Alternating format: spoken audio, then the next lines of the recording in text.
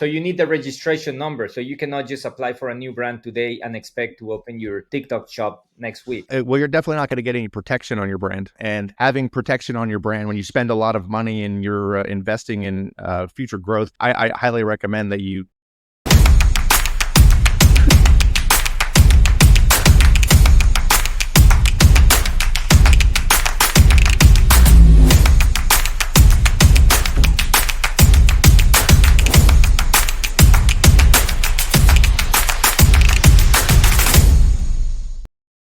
All right, so we're here with Eric. He's a TikTok Jedi. I see that as your position in your job title, your name title. I think it fits very well because I don't know anyone else, and I've met a few dozen TikTok managers. I don't know anyone else that know as much as you and that can get as good results as you do. And what impresses me is that you're doing pretty amazing on TikTok, but every week I hear you say that you just discover something new and something amazing and something that is going to help our clients grow even faster. So we're gonna talk about the 4-step journey, TikTok journey, but we're only gonna do part 1, the first step. So we'll do 4 videos, and right now the first step is setup. So Eric, take it away. Okay. So setup is when you come to us and you need help. Essentially, you're either in multiple situations. You either have an account that's not growing and stagnant and don't know how to get any growth. 2, you have account health issues. Your account's banned.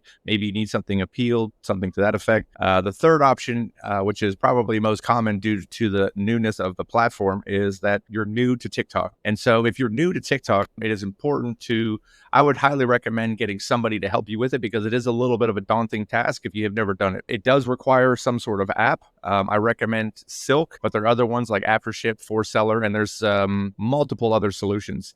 Essentially, what you're going to do is you're going to synchronize your inventory, your images, your listing, your inventory from one origin to TikTok. The most common setup is either from Amazon to TikTok or from Shopify to TikTok, and it will have the same inventory. You'll take the images, the text, and it will essentially synchronize it to TikTok. That essentially is the setup. Now, what can happen or issues that you may run into? Well, the first thing that may happen is you might get flagged. You might have a hazmat situation or some sort of account health or some sort of documentation requirement. So first thing to do is you need to make sure you submit all the correct SDSs, the category approvals, and make sure you get the product onboarded. Now, TikTok is a new platform. Some of the restrictions are the same as Amazon, but I will say that they do have their own way of doing things. And so it is important to learn the TikTok way. Now, getting set up not only is about getting your listings over, passing account health, category approval.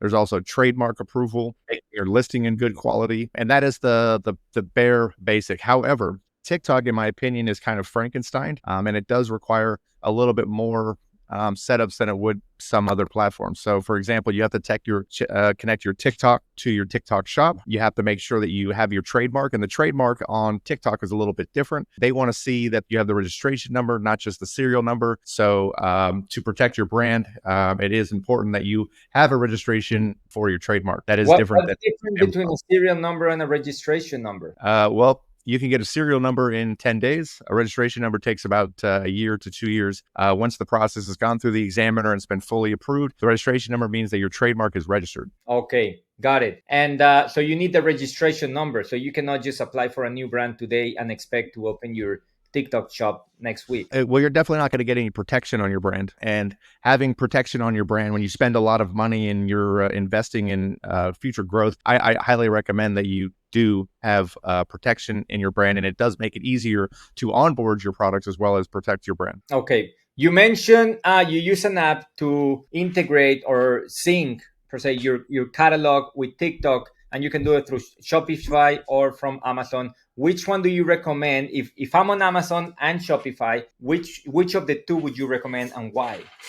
Yeah. So it all depends about your business model. Our job is to understand how your day-to-day operations work. And so if you have your 3PL that Shopify fulfills, then that is you just kind of put the orders in the same flow line that you already use, and that makes sense. If your flow line, all of your inventory is managed at Amazon, then it makes a lot more sense to use Amazon as the source.